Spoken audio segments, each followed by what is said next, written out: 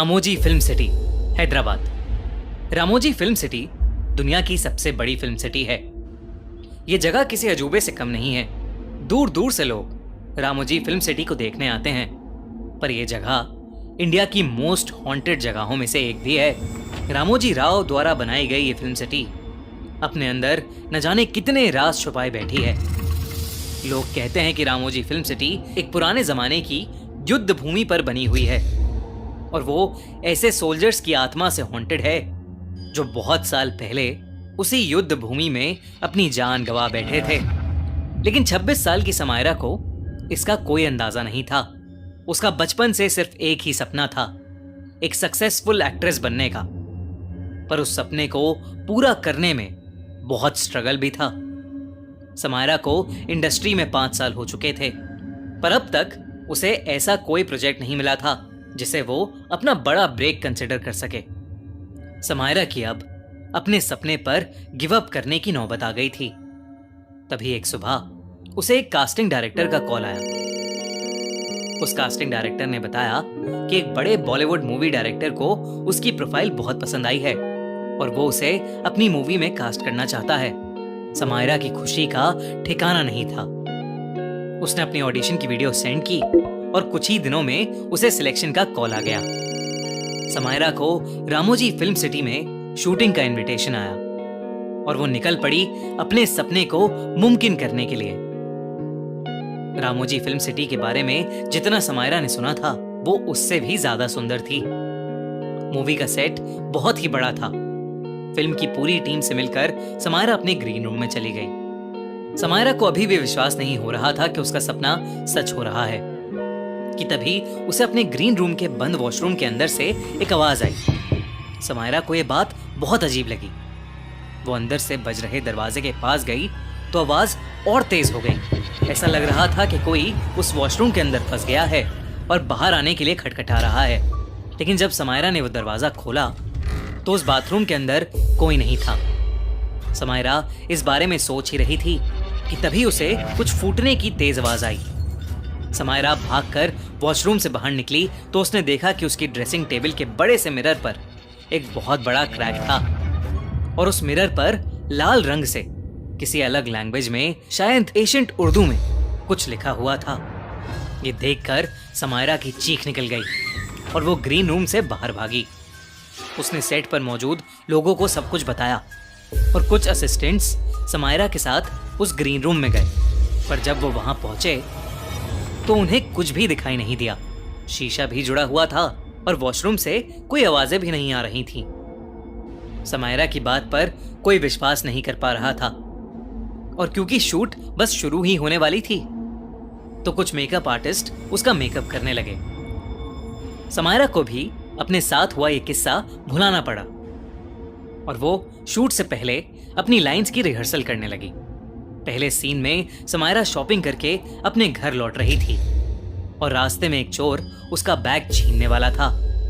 Scene बिल्कुल perfect हुआ, पर फिर भी डायरेक्टर लाइट्स एडजस्ट करके उस सीन के रीटेक्स लेने लगा। सिर्फ उसी एक सीन के करीबन 20 टेक्स हो चुके थे। समायरा थोड़ी सी फ्रस्ट्रेट होने लगी थी, इसलिए उसने डायरेक्टर से फीडबैक मांगा। डायरेक्टर ने समायरा को कैमरे के पास बुलाया और उसे बताया कि उस सीन में समायरा की कोई गलती नहीं थी, पर हर बार एक काली सी परछाई समायरा के सर के पास आ रही थी। डायरेक्टर को लग रहा था कि कोई लाइटिंग का इशू था, पर समायरा को उस परछाई में कुछ ऐसा दिखा जिससे उसके होश उड़ गए। समायरा को उस परछाई में 2 लाल आंखें दिखी। समायरा अब घबराने लगी थी, पर वो आंखें सिर्फ वही देख पा रही थी। वो और लोगों को भी उन आंखों को दिखाने की कोशिश कर रही थी, पर कोई भी उसकी बात समझ नहीं पा रहा था। डायरेक्टर ने डिसाइड किया कि वो इस सीन को स्किप करेंगे और अब इंडोर सीन्स को पहले शूट करेंगे। अगले शॉट में समायरा अपने घर के काउच पर बैठी हुई चाय पी रही थी। उसी शॉट के लिए एक स्पॉट बॉय सेट के ठीक ऊपर से स्पॉटलाइट कैमरे पर डाल रहा था, पर अचानक से वो स्पॉट बॉय स्पॉटलाइट के समेत 20 फीट की ऊंचाई से नीचे गिर पड़ा और स्पॉटलाइट का कांच टूटकर सीधा उसके पेट में घुस गया।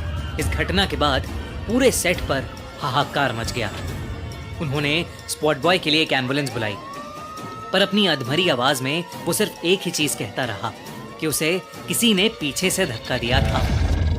अब सबको लगने लगा था कि उस सेट पर कुछ तो अजीब हो रहा है, पर इस घटना के बावजूद फिल्म के प्रोड्यूसर और डायरेक्टर अब भी चाहते थे कि एटलीस्ट उस दिन में एक सीन तो शूट हो जाए।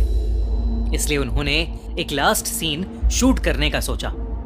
उस सीन में समायरा अपनी डायरी में कुछ लिख रही थी और बस कुछ क्लोजअप शॉट्स थे।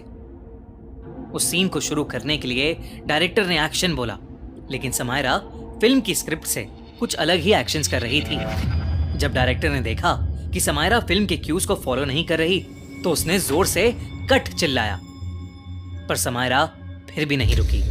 समायरा अब अपना सर झुकाकर बस उस डायरी में कुछ लिखे जा रही थी। समायरा अब किसी अलग भाषा में कुछ बड़बड़ाने भी लगी थी। सेट पर मौजूद सभी लोगों को डर लगने लगा। तभी कुछ लोगों ने समायरा के करीब जाने की कोशिश की तो समायरा अब एक पागल जानवर की तरह उन पर चिल्लाने लगी। उसका पूरा मेकअप उसके चेहरे पर फैल गया था।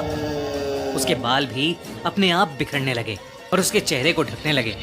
समायरा अचानक बहुत ही ज्यादा डरावनी लगने लगी थी। वहां खड़े सब लोग कांप उठे थे। उसकी भाषा को कोई नहीं समझ पा रहा था, पर कुछ सेकंड्स तक चीखने के बाद समायरा अचानक ही जमीन पर गिर पड़ी और बेहोश हो गई।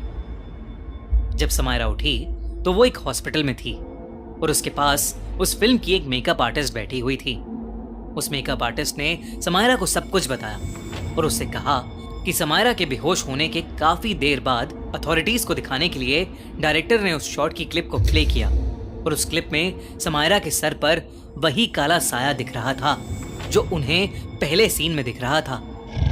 वो काला साया कैमरे के एकदम पास आया और उसके बाद रिकॉर्डिंग बंद हो गई। इस घटना के बाद उस मूवी की शूटिंग को वहीं बंद कर दिया गया। समायरा का सपना तो टूट गया, पर वो खुशकिस्मत थी कि उसकी जान बच गई। वो काली परछाई किसकी थी और आखिर समायरा के साथ ही ये सब क्यों हुआ, इसका जवाब किसी के पास नहीं है। जवाब है तो सिर्फ एक चीज का कि रामोजी फिल्म सिटी वाकई हॉन्टेड है।